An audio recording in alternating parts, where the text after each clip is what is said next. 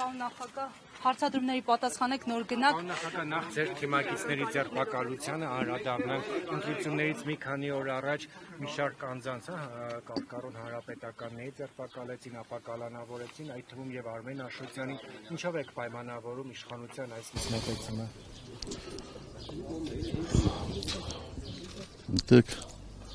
այսօր այն օրը չի, երբ անհրաժեշտ է ամբողջովին գնահատական տալ օրվա իշխանությունների գործելավոճին, ես եկել եմ այստեղ քվեարկելու, որպեսզի հաղթի այն Հայաստանը, որն վիճակի է պահել իր սահմանների անձեռնունու խելαιությունը, ապահովել իր քաղաքացիների անվտանգությունը, իրավունքներն ու ազգային արժանապատվությունը։ Պարոն նախագահ, Այն Հայաստանի օգտին, որտեղ սուտն ու զրպարտությունը դատապարտելի են, իսկ ակտիվ քաղաքական կեցվածքը գնահատելի։ Այն Հայաստանի օգտին, որտեղ ընդդիմադիրներին իշխանությունները չեն կախում այն ընդդիմադիրների վրա տխրահռչակ փողերի լվացում հոդվածը։ Պարոն նախագահ, Կարծում եմ վերջում պատասխանեցի։ Պարոն նախագահ, առաջին անգամ փաստացի ընտրություններին չի մասնակցում ձեր առաջնորդած ուժը, թեև մեծ ինստիտուցիոնալ ուժ է, դասական կուսակցություն, բայց չի մասնակցում։ Սա պայմանավորել էիք ավելի չպառակտելու ընդդիմադիր դաշտը հանգամանքով, ըստ ձեր այդ քաղաքական, այսպես ասենք, մեծահոգությունը կարդարացնի իրեն եւ հաջողության կհասնի ընդդիմությունն այս անգամ։ Ես չեմ կարծում, որ մեր քայլը մեծահոգություն էր, այլ սուտ սթափ հաշվարկի արդյունք էր եւ կարծում եմ մենք այդ մասին կարող ենք դատել այսօր ժամ 8-ից հետո, տեսնելով թե ինչպիսի ակտիվություն ցուցաբերեցին մեր քաղաքացիները։ Եթե գոնե 10%-ով ավելին գան ընտրատեղամասեր, քան 21 թվիներ, ապա ես կհամարեմ, որ մեր որոշումը արդարացված էր։ Իսկ ինչ ուղերձ ունեք այդ հիասթափված քաղաքացիներին, որոնք օրինակ չեն ուզում մասնակցել պրոցեսներին։ Ես բոլորին խնդրում եմ մասնակցել, որովհետև իրենց մասնակցությունից է կախված, թե Հայաստանում որ քաղաքական ուժը կլինի իշխանության, կլինի փոքրամասնությունը, թե այն քաղաքական ուժը, որի համար քվեարկել է գոնե Հայաստանի Հանրապետության քաղաքացիների մի մեծ հատված։ Պարոն նախագահ, համառորեն իշխանությունները հնարավոր է ընտրությունները հնարավոր է իշխանություն փոխել, որովհետև ասում են երբեք չի փոխվել եւ եթե չփոխվի իսկապես ԿՊ նորից վերարտադրվի, պետք է ընդդիմությունը շուտ քայլեր դրամարկի փողոցային պայքար, թե կընդունի պարտություն եւ կշարունակի աշխատել այնտեղ որպես։ Ես կարծում եմ, որ ձեր հարցի երկրորդ մասին հստակ կարող եմ պատասխանել այն քաղաքական ուժերը, ովքեր մասնակցում են ընտրապայքարին։ Ձեր մոտեցումը ինչպիսի՞։ Մեր մոտեցումը կլինի պաշտպանել նրանցից ամենաշատ ձայն ստացածների դիրքորոշումը։ Պարոն նախագահ, միանշանակ։ Իսկ ընտրությունները իշխանություն փոխել հնարավոր է Հայաստանում։ Այդ հարցին ճիշտ պատասխանը մենք կիմանանք այսօր ժամը 12-ից հետո։ Մի բան էլ բազմաթիվ ընտրախախտումներ են, ինձ ահազանգում են, ասում են, այսպիսի ընտրախախտումներ նույնիսկ ՀՀԿ-ի օրոք չկար, զանգվածային ՑՊ ընտրախախտումների հետ դիմում։ Սրա մասին ինչ կասեք։ Նախ կասեմ, որ ՀՀԿ-ի կողմից ընտրախախտումների միֆը չափազանցացված էր։ Երբեք մեր իշխանության օրոք այսպիսի միջամտություններ ընտրություններին չեն եղել։ Ուղղակի այն մարդիկ, ովքեր ՀՀԿ-ից դժգոհ են եղել, մինչև հիմա էլ փորձում են հավասարության նշան դնել բայց այդ հավասարության նշանը իրական չի ոչ մեր սահմանների առումով, ոչ ընտրություններ կազմակերպելու առումով, ոչ սուտ ու զրպարտանք տարածելու առումով։ Պարոն Սարգսյան, Հանրապետական կուսակցության մի շարք հավատարիմ կարկառուն դեմքեր հայտնվել են Հայաստան դաշինքի ուժեղ Հայաստանի առաջին ցուցակների շարքում։ Արդյոք դա ձեզ հետ համաձայնեցված եղել է թե ոչ։ Ձեր մեկնաբանությունը կխնդրեմ։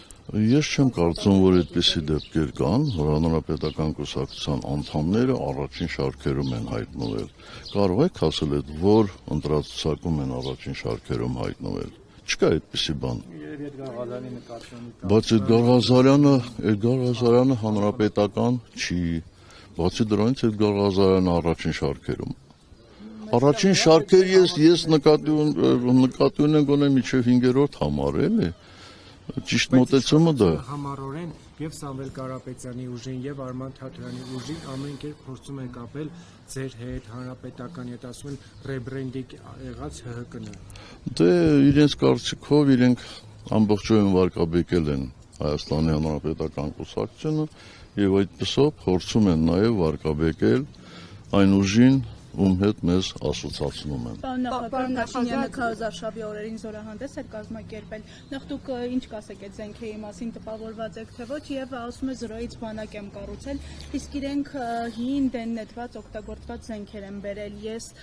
դե 30-ներ եմ բերել լրիվ նոր։ Դուք լսել եք այդ նույն մարդու հայտարարությունը 20 թվականին միջև պատերազմը, երբ որ ասում է, որ հայկական բանակը տարածաշրջանում որոշիչ ազդեցություն ունի, բայց եթե այդ զենքերը տենց մետաղաջարդոն էին, այդ մետաղաջարդոնով մենք որոշիչ ուժ էինք, սա մի հանգամանքն է։ Երկրորդ հանգամանքը, զենքը, ոնց ասեմ, ցուցադրելու համար չի, զենքը կռվելու համար է։ Իսկ այդ մարդիկ ովքեր խոսում են, այդ զենքով քանի մարդ են անցկացրել։ 0, չէ՞։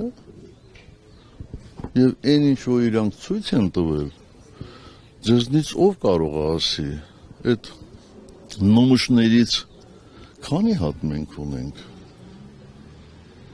Չեք կարող ասել, չէ՞։ Կամ այդ ցուցադրված զենքերից որն է ավելի ժամանակակից եւ հզոր։ Այդ թե Իսկենդերը օրինակ։ Ակնհայտ է, չէ՞ որ դա ոչ թե զորահանդես էր, այլ ինչ ասեմ, ինչ-որ մի ցուցադրություն, որպեսզի արդարացնեն այն ահռելի թվերը, որ մենք տեսնում ու լսում էինք, իբր գումարների տեսքով հատկացված պաշտպանության նախարարությանը։ Այդ ամեն ինչը կպարզվի, երբ որ իշխանափոխություն լինի եւ երբ որ մենք կարողանանք հետաքննել այդ ողջ պատմությունը։ Սպասելիքները այնուամենայնիվ շոշափվում էր Արման Սահակյանի հակակոռուպցիոնի կողմից հրապարակած ձայնագրության մեջ կաշառքի գործով, ինչ եք մտածում այս մասին։ Ես այդպեսի բան չեմ լսել։ Այսինքն ոնց էր իմանալու։ Հակակոռուպցիոնի ձայնագրության մեջ ձեր անունն է շոշափվում։ Այսինքն ինչպես է շոշափում, ասում է, որ ես Արման Սահակյանին ասել եմ տարընտրակաշառք բաժանի։ Ես չեմ լսել այդպեսի բան։ Եթե դուք լսել եք, խնդրում եմ ասեք, հետո ես կպատասխանեմ։ Արման Սահակյանը միշտ կարող է իմանալու տալ, որովհետև Արման Սահակյանը մեր կուսակցության շատ լավ մարտունակ ներկայացուցիչներից է, նա մեր խորհրդի անդամ է եւ դեռևս կպարզվի Արման Սահակյանը ընդհանրապես ընտրակաշառքի հետ գործ ունի, թե էլի դզած փշած ձայնագրություն է։ Պարոն նախագահ, ընտրություններին մասնակցող բոլոր քաղաքական ուժերից քանիսն են իսկապես պայքարում Նիկոլ Փաշինյանի դեմ։ Դժվարանում եմ այդպես ասել, առնվազն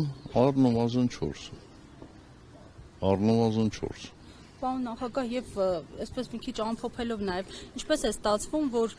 ով որտեղ պայքարում է, բայց Փաշինյանը շարունակում է մերժել ձեզ եւ ձեր իշխանությանը։ Այդ իրան հարցրեք, էլի, չգիտեմ։ Եվ պարոն նախագահ, դուք հնարավորություն եք ունեցել այսպես ասած կողքից դիտելու քարոզարշավին, ինչպես կգնահատեք այդ ողջ ընթացքը եւ այսօր ինչպիսի Հայաստան ունենալու համար քվեարկեցիք։ Ես այսպիսի քարոզարշավ չեմ տեսել։ Ես ակտիվ մասնակցություն եմ ունեցել առնվազն 10-ից ավելի ընտրապայքարների, չհաշված 18-21 թվականները, երբեք պետության կողմից այդպիսի միջամտություններ չեն եղել, երբեք չեն եղել։ Եթե եղել են, մեկը ասեք, որ եղել են եւ օրինակներ բերեք։ Սա ուղղակի աննախադեպ միջամտություն է, աննախադեպ պետական ռեսուրսների աննախադեպ մսխում եւ պետական միջոցների ուղղակի աչքերը փակ